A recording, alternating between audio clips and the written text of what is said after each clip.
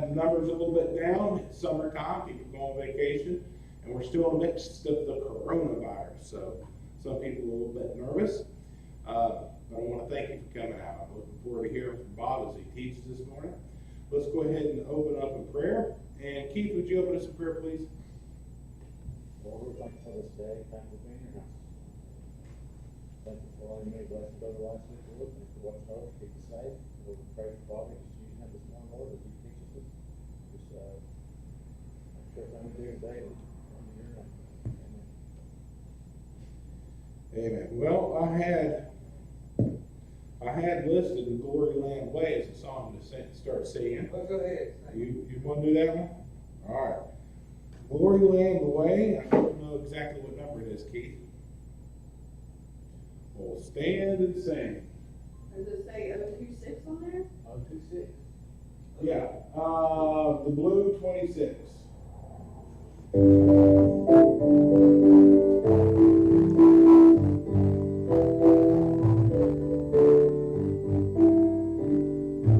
I'm in the way, Lord, I'm trying to I'm in the glory land way, telling the world that Jesus saves today. Yes, I'm in the glory land way. I'm in the glory land way. I'm in the glory land way. Heaven is near and the way goeth clear, for I'm in the glory land way. Listen to the call of the gospel call today. Get in the glory land way. Wonderful home, oh, hasten to obey, and get in the glory land way. I'm in the glory land way. I'm in the glory land way. Heaven is near and the way groweth clear, for I'm in the glory land way. I'm in the love, rejoicing in His love. I'm in the glory land way.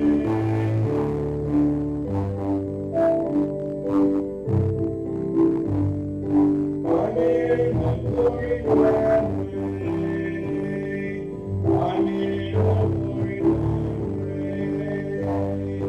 I'm in the glory land way. Heaven is near and the way groweth clear, for I'm in the glory land way. Amen. You may be seated. For announcements, don't forget that our business meeting is going to be this evening. We've tried to have it past 3 weeks or 4 weeks, I think it was. But every week it seems like something comes up, so we'll have our business meeting. Like I said, there's nothing big going on. You better say you plan on having. We plan on having, the Lord willing, Yeah. as it says in the book of James. You know, you say, I'm going to go here and stay for a year and do this and come back. Well, if the Lord willing, we'll have our business meeting this evening.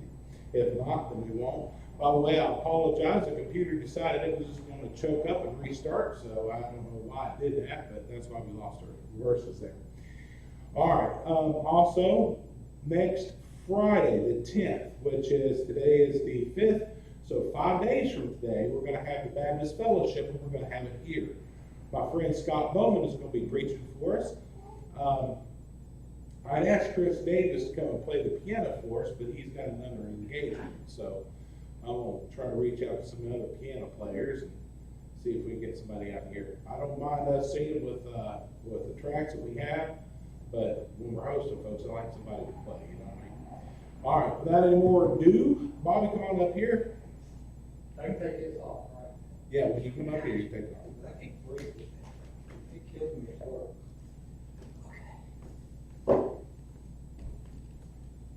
Here's your microphone. Let me put the microphone on you, sir. Yes, put that in your pocket.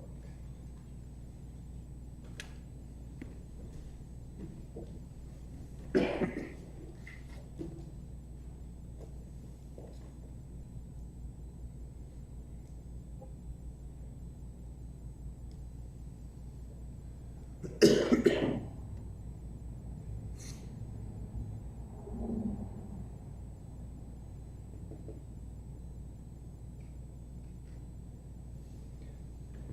if you have your Bible, you can be turning to Revelation chapter 14.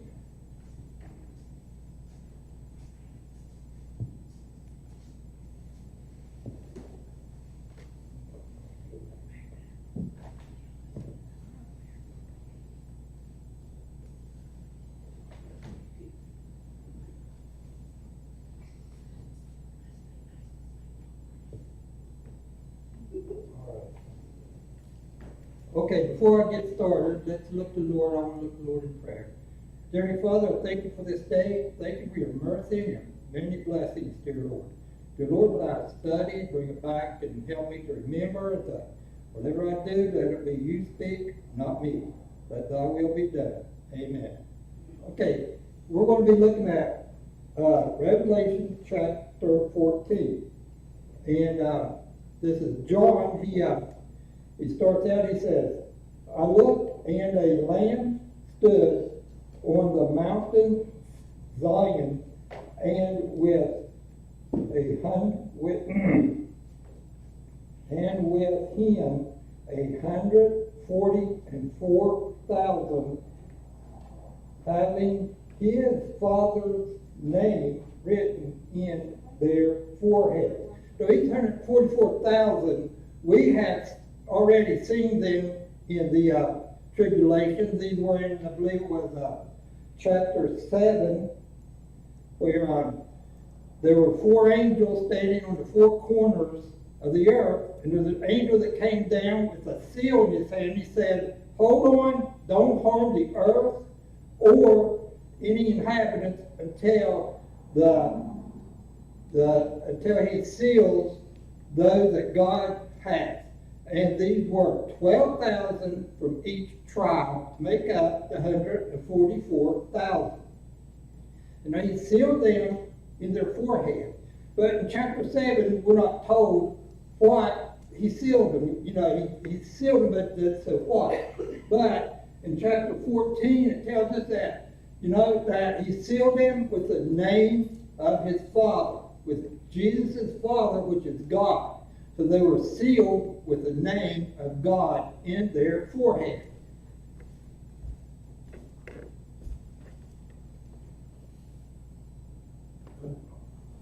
And then verse 2 says, and I heard a voice from heaven as the voice of many waters, and as the voice of a great thunder. And I heard the voice of harpers harping with their harps. Okay, here, you know, when it talks about a voice like many waters, the voice of thunder, usually that's God speaking. And then we're told that they were harpers. Now, back in, before the throne, the elders, each of them was given a harp to play. And so that's what they think these harpers were. They were those that God gave the harps to. And verse 3, and they sang as it were a new song before the throne and before the 4 beasts and the elders. And no man could learn that song but the 144,000 which were redeemed from the earth. So these 144,000, these harpers were harping and singing. Now these 144,000 were on earth, and they could understand this song that they were singing, because what I heard was we all go through different trials on earth. We all go through different things on earth. We all have our own testimony for the Lord. And these 144,000, they had their testimony for the Lord as well, as we'll see here. And so they could understand this song. But no, when we get to heaven, we'll be able to hear the song, but we won't exactly fully understand the song because we didn't go through what they went through. You know, Bob, one time I was in church, we had a relative of ours come to church with us. This girl was singing a song about how God helped her through the hard times. And my relative looked at me and she sang it pretty well, but I could tell she didn't really understand what she was singing. Yeah. Not that she didn't understand the words, just that there's a difference when you've gone through the valley. Yes. You're singing it from a point of view of experience, from experience as opposed to head knowledge. And I think that that's going to be kind of the way that is there. Yes, that's why, yeah. Yes, exactly. And 4 says, these are they which were not defiled with woman, or they are virgins. These are they which follow the Lamb wherever he goes. These were redeemed from among men, being the first fruits unto God and to the Lamb. Now, it says they're the first fruits. No, Jesus is called our first fruits because he was the first who was raised from the dead who never died again. Now, these 144,000 are called the first fruits because they were the first ones sealed in the Great Tribulation to give the gospel. You see, as Andrew has said several times, can you imagine 144,000 Apostle Pauls running around the earth? That's going to give the beast, the Antichrist, and the false prophet a headache, because Paul is pretty strong. And you're going to have 144,000 people, Jewish men who knew no woman, running around giving the gospel during the tribulation period. And there will be people saved through the tribulation period, which we will see over the next few weeks, because these 144,000 are only the ones. But, yes. What do you think the significance of the virginity is? Okay, I'm glad you brought that up, because I forgot. Okay, in the Old Testament, well, for 2 reasons. Number 1, Paul said that it would be best to remain unmarried because we can give our full attention to God and the gospel. And in the Old Testament, time and time again, when Israel would go after false gods, God would say, they went a-whoring after false gods. So these 144,000 are going to remain true to Jesus all through the tribulation. I agree, but there's one other aspect. Okay. These are going to be missionaries. Oh, yes. All over the world. Yes. In a time where they're actively killing anybody who's a Christian. Yes. So it would not be fair for them to have a spouse to take care of. Right. It wouldn't be, you know what I'm saying? Yes, I do. Yeah. Yeah. So they can devote all their attention to the gospel and not into marriage or wife. Yeah. Okay. And it says, in their mouth was found no guile, for they are without fault before the throne of God. Now, that's a pretty strong witness for the Lord, to be able to stand up and say, we remain faithful to God. But that's something we all should be striving for. We all should be striving to be faithful to God. And something I forgot to mention, but up here we're talking about these 144,000. It said they went wherever the Lamb went. And we need to follow Jesus wherever he leads us. Wherever the Spirit leads us, We need to go. We don't need a question. We don't need to say, okay, I need a sign from above, and this is what I'm supposed to do. And if God gives you that sign, don't ask for another one. Okay, well, you know, but if God says go, go. Don't wait. You know, it says in Proverbs 3:5-6, it says, trust in the Lord with all thy Yes. heart, lean not to thine own understanding, and all thy ways acknowledge him, and direct thy path. Right. A lot of times we ask God for direction, and then when he tells us, we're like, well, I don't want to go that way. Yeah, exactly. We need to do what God says to do, when God says to do it, and how God says to do it, even if it's not comfortable. Yes. Yeah, wherever the Spirit leads, go.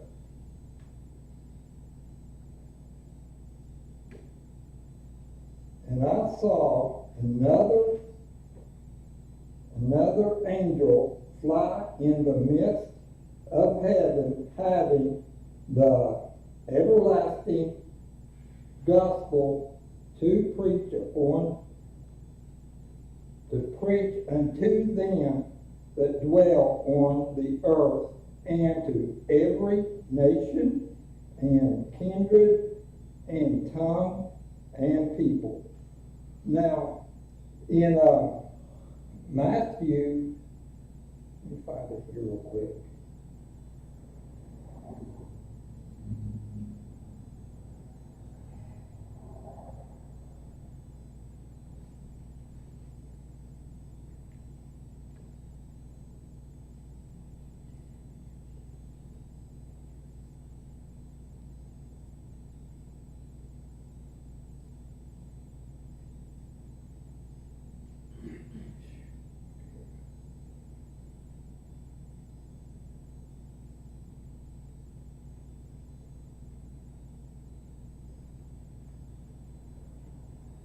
What verse are you looking for, Bob? Matthew 26:36. I believe that's the one. Matthew 24:14. No, Matthew 24:14, I believe.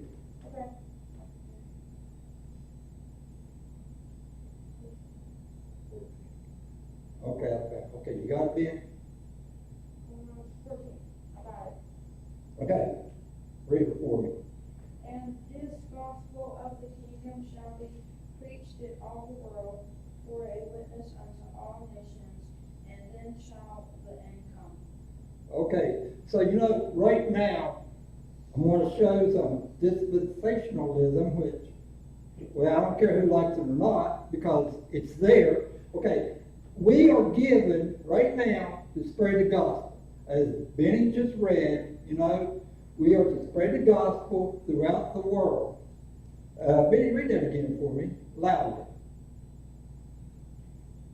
14. Matthew 20. 4:14. Okay. Loud, son. And this gospel of the kingdom shall be preached in all the world for a witness unto all nations, and then shall the end come. Okay, so the gospel will be preached throughout the world to all nations, and then the end will come. Then Jesus will come back. That hasn't been done yet. We're still in the church age. It's still up to us that God uses us to spread the gospel.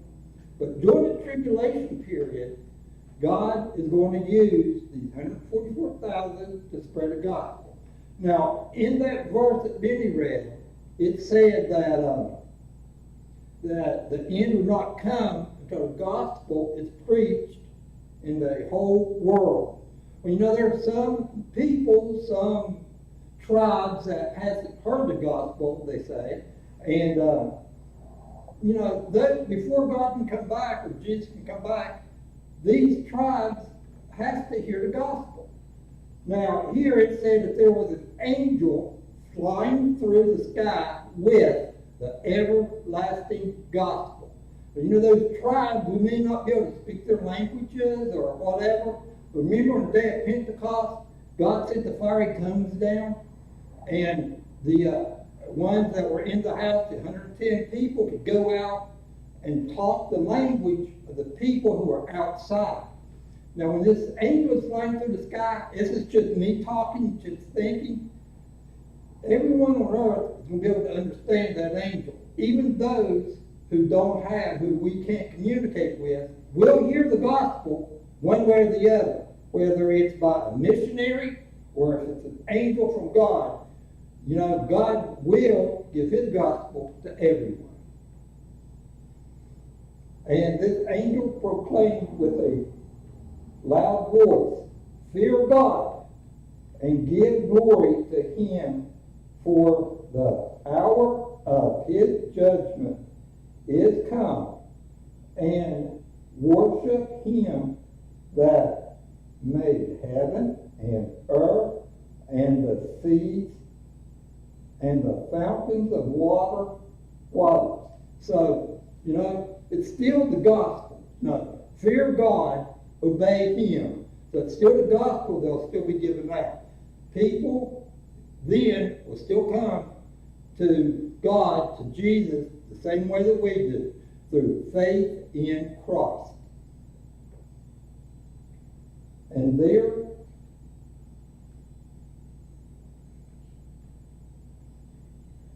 there followed another angel, saying, "Babylon is fallen, that great city, because she made all nations drink of the wine of the wrath of wrath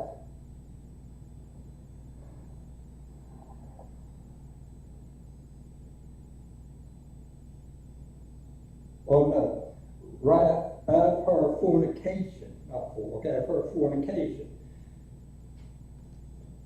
And so here we have the wrath of God. Benny, can you read that one, or Rebecca, or somebody? Or I'll stumble through I can, 14:9. it. 8, okay. And there followed another angel saying, "Babylon is fallen, Okay. that great city, because she made numbers. Yeah, you may very much keep going, because she made what? All nations drink of," what is that? Of the wrath of her fornication. The wrong line, that's not the right. That was my first. Repeat it again. Start at the beginning and read it again. And there followed another angel saying, "Babylon is fallen, the great city, because she made all nations drink of the wine of the wrath of her fornication." Yeah, here, we know Babylon refers to the world economy, the world power, and God is going to destroy that. He's going to stop it. But you have the false prophet, the beast, and the Antichrist, and God will beat them. He will stop them, as we'll see here in a few minutes. But Babylon refers to the world and to what are you going to say, Andrew? Their false religion.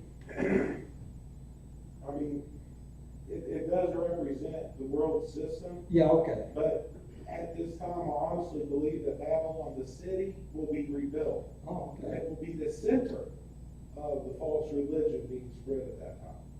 Okay. You know what I mean? Yeah. But it's kind of like, you have a pimple, and then a pimple comes to a head. Yeah.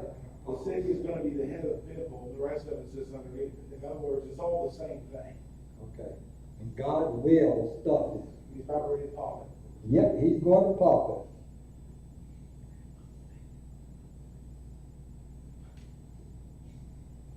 Well, Benny lost my place. Okay. Where are we at, Benny? Did I say 7 or 8? We're at, 9, I think. No. yeah, we're at 14:9. Okay, I lost my place. Hold on a second. 9.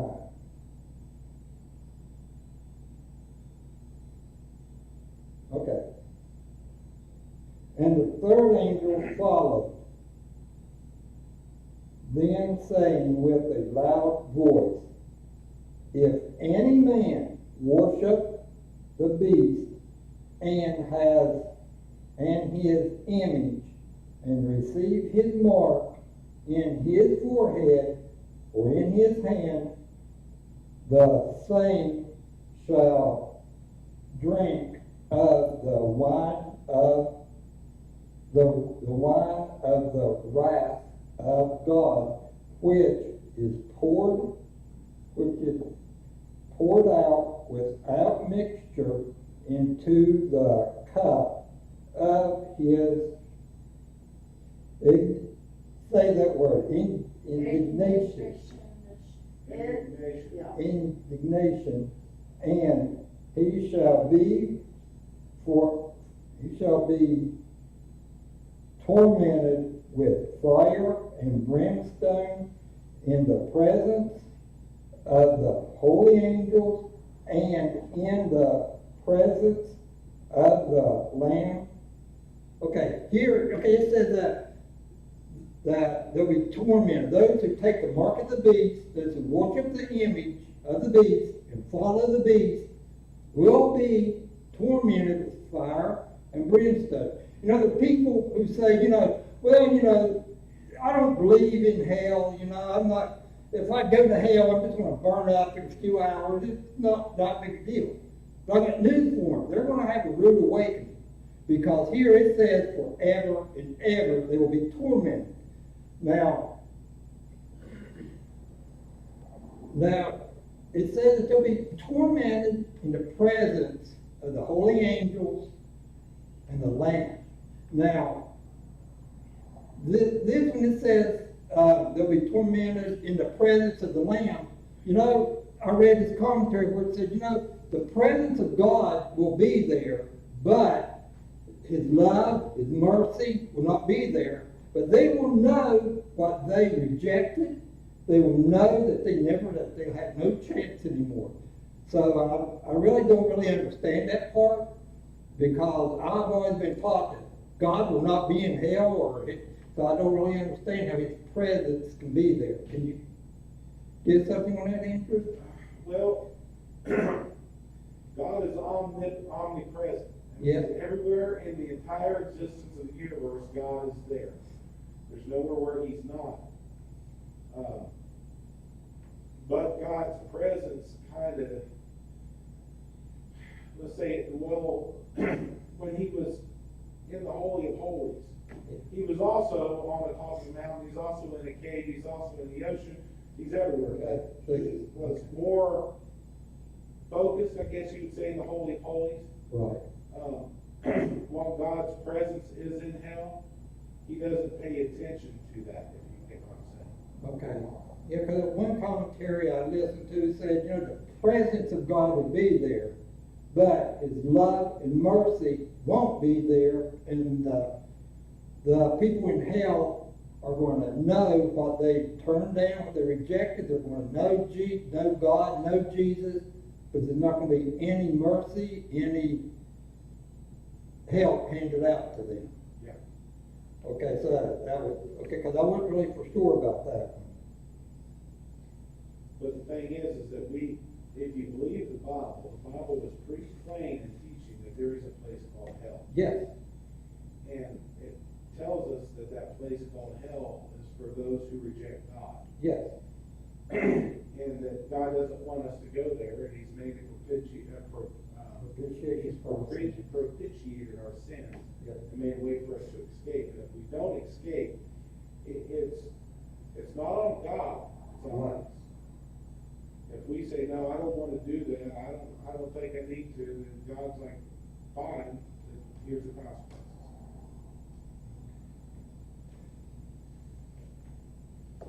Okay, and it says that, the fire and the smoke will rise up forever and ever. And I was this one guy, he said, we like to talk about heaven. We like to talk about how wonderful heaven's going to be. We go out and we tell lots of people, and he said, maybe we need to go out and tell sinners what hell's going to be like or what heaven's going to be like, so they'll know what's coming for them. It's just something I want to throw out there.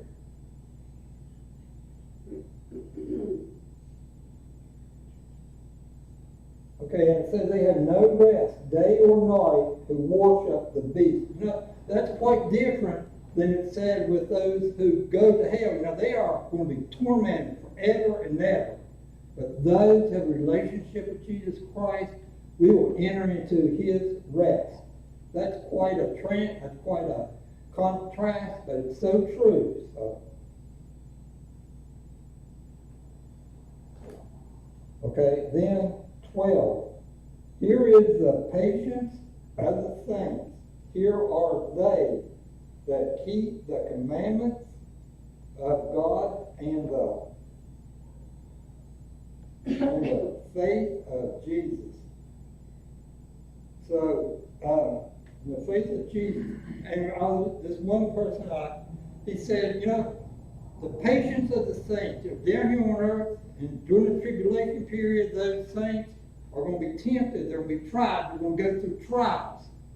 But the patience are those who hold out, who don't bend, like the Shadrach, Meshach, and Abednego, right? Shadrach and Abednego, right, Ben?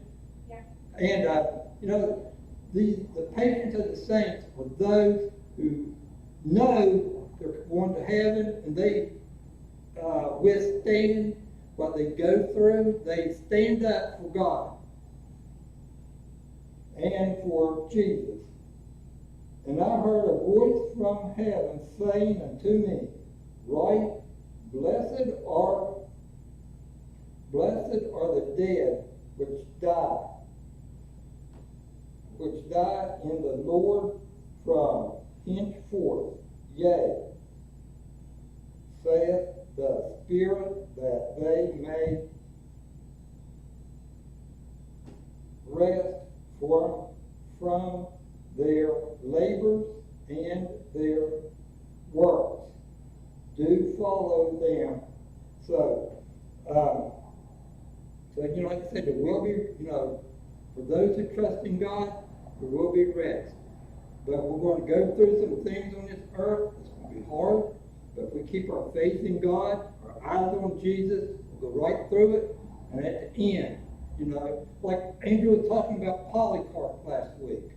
He was an old man, and they didn't want to kill him. Like Andrew said. They said, go ahead, old man, offer a pinch of incense and burn it. It's no big deal. To him, it was a big deal, but he would have been doing something that God told him not to. But he endured that. And yes, he endured the lions and he whatever. And then he knew when his heart stopped beating, his breath stopped, he was going to look eye to eye with his Redeemer, Jesus Christ. And I looked, and behold, a white cloud, and upon the cloud one sat like unto the Son of Man, having on his head a golden crown, and in his hand a sharp sickle. Jesus had on a crown. It said the Son of Man. We know the Son of Man is Jesus Christ. And he had a crown of gold on his head. That's quite different than when he hung on the cross. They put a crown of thorns on his head. But here, he's going to be king. He's going to be ruler. He's going to be the judge. And he is going to reap his own from the earth here. The 144,000, those who came through the tribulation period. He is going to reap them all. And 15 says, And another angel came out of the temple, crying with a loud voice to him that sat on the cloud, Thrust in thy sickle, and reap, for time is come for thee to reap, for the harvest of the earth is ripe. God don't do anything until time. God has his schedule set. He's going to follow it. And whenever his time comes, or whenever the time comes for something to happen, guaranteed it will happen. God said it, it is going to happen. And here, Jesus is sitting on the cloud with his crown, with a sickle, and he is going to reap those who are his, and then all will be left will be the lost. A lot of people nowadays, we don't use a sickle when we go harvest. Right. You'll see those tractors going in the field, pulling the things behind them, that's Yeah. pulling up all the corn or whatever. Back in the old days, you'd have folks go out with sickles, which is basically a big knife on a I stick. remember. And you'd go out there and cut that down, and people would gather it in. That's how you harvested your crop. I remember having a sickle. I remember going over the hill with, yeah. And the thing is, it tells us that there's a reason. You plant something, the seeds come up and they grow, and then here at the end, they're being harvested. Yeah. Yeah. And so when they are ripe, so when it's ready, God will harvest.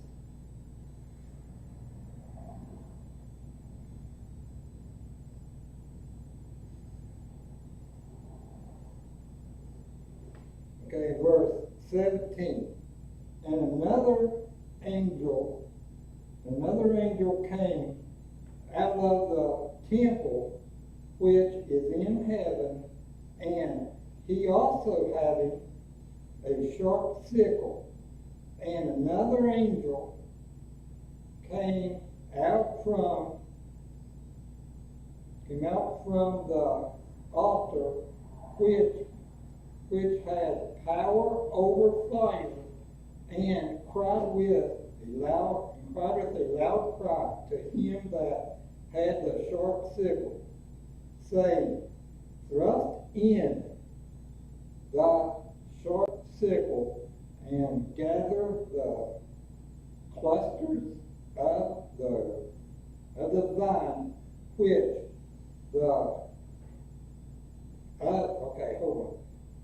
cluster of the vine of the earth, for her grapes are fully ripe. So, so the second angel, when he thrusts in his sickle, the grapes he take out, it's not going to be green grapes, not going to be, they're going to be fully ripe. They're going to be ready to burst. And 19 says, And the angel thrust in his sickle unto the earth, and gathered the vine of the earth, and cast it into the great winepress of the wrath of God. You take a grape that's ripe, and it's going to be, take your sickle and you want to throw it into the winepress. Back then, people would step on the grapes. And if you think of a grape that's ready, that's ripe and ready to burst open, it don't take no pressure to bust it. It's easy to bust. And God is God. Whatever he wants to do, he can do. But these grapes are not going to be able to stand against him. When he says it's over, it's over. And the winepress was trodden without the city, and blood came out of the winepress, even unto the horses' bridle, by the space of 1,600 furlongs.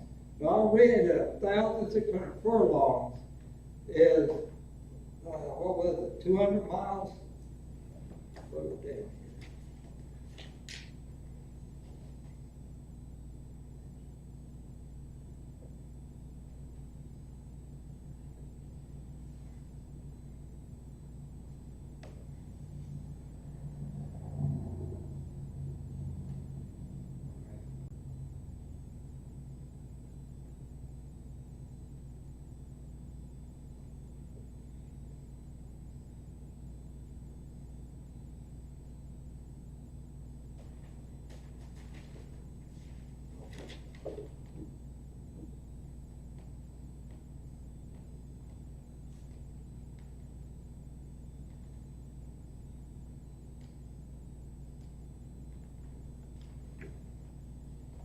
No, okay.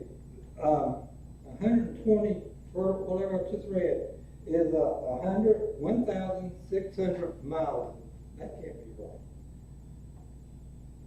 Hey, Billy, look up Revelation 14 and read the last verse.